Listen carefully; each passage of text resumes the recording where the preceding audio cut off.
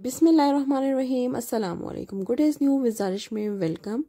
आज मैं आप लोगों के लिए चिकन पकोड़ा की बहुत ही ज़बरदस्त और आसान सी रेसिपी लेके आई हूँ जो कि बहुत ही टेस्टी बनेगी। और कुछ टिप्स को और कुछ ट्रिक्स को आपने फॉलो करना है, कुछ टेक्निक्स को, जो कि बहुत ही सॉफ्ट बनेगा चिकन पकोड़ा हमारा। चलते हैं जी अपनी मेन रेसिपी की तरफ। मैंने लिया है 4 टेबल स्पून दही लिया है और मैंने 1 टेबल स्पून इसमें नमक और तकरीबन 1 से 2 टेबल स्पून के करीब मैंने इसमें चिली सॉस ऐड किया है। और 1 टेबल स्पून भर के मैंने red chili powder, 1/2 table spoon पिसी कुटी लाल मिर्च ऐड किया है और 1/2 टेबल स्पून मैंने इसमें हल्दी पाउडर, 1 टेबल स्पून भर के मैंने अदरक का पाउडर ऐड कर लिया है और तमाम इंग्रेडिएंट्स को बहुत अच्छे तरीके से मिक्स कर दिया है।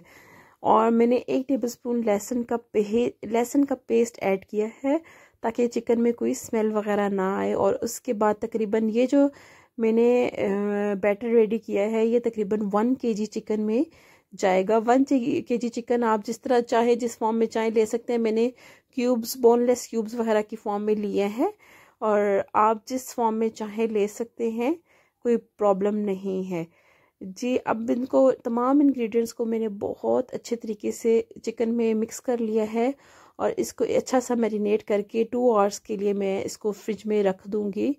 और लास्ट में मैंने ऊपर से 2 लेमन निचोड़ दिए थे ताकि मेरा चिकन बहुत मज़े का सॉफ्ट सा बने। दही की वजह से भी बहुत सॉफ्ट बनता है और लेमन की वजह से भी बहुत सॉफ्ट बनता है चिकन। आप लोगों ने ये दोनों चीज़ें लाजमी इसमें ऐड करनी है।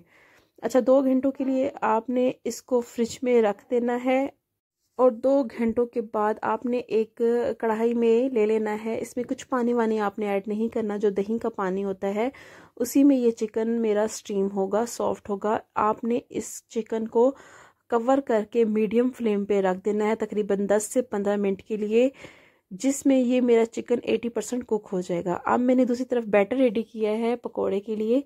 मैंने लिया है बेसन, तकरीबन 1/2 कप के करीब मैंने बेसन लिया है। इसमें थोड़ा सा ज़ीरा डाल दिया है और थोड़ा सा 2 टेबल स्पून मैंने इसमें ऐड किया है मैदा और 1/2 टेबल स्पून सॉल्ट। थोड़ा सा चाट मसाला इसमें मैंने ऐड कर दिया है और हरा धनिया, हरी मिर्चें और थोड़ा सा प्याज ऐड किया है। अच्छा, इसमें आप लोगों ने बेकिंग सोडा या मीठा सोडा भी ऐड करना है, लेकिन वो बिल्कुल लास्ट में जब आप इसको फ्राई करने वाले होंगे तब आपने ऐड करना है। ये जी दूसरी तरफ मेरा हो गया है चिकन, देखिए स्टीम में मेरा हो गया है कुक, तकरीबन 80% मेरा चिकन सॉफ्ट हो गया है। अभी मैं आपको इसको चेक करके भी दिखाती हूँ कि मेरा चिकन कितना सॉफ्ट हुआ है। ये मैं छुरी की हेल्प से इसको चेक कर रही हूँ। चिकन मेरा 80% सॉफ्ट हो गया है। 20% ये ऑयल में पकेगा, बेसन में लगा के डिप करके इसको मैं ऑयल में पकाऊंगी। और ये तकरीबन 80% डन हो चुका है और ये थिक सा मैंने पेस्ट रेडी कर लिया है दूसरी तरफ। और जब ये बिल्कुल मैं फ्राई करने वाली थी तब मैंने 1 चुटकी भर के मैंने मीठा सोडा इसमें ऐड किया है और थोड़ी सी लाल मिर्च उस टाइम पे मैंने ऐड किया है। ये जब बिल्कुल फ्राई करने का टाइम होता है चिकन को, उस टाइम। अब चिकन के पीसेस जो मैंने क्यूब्स के लिए थे वो मैंने इसको बड़े अच्छे तरीके से लेयर लगा के बेसन में डिप करके इसको मैंने नॉर्मल मीडियम फ्लेम पे मैंने ऑयल गरम कर लिया था, उसी मीडियम फ्लेम पे मैंने इसको कुक कर लेना है।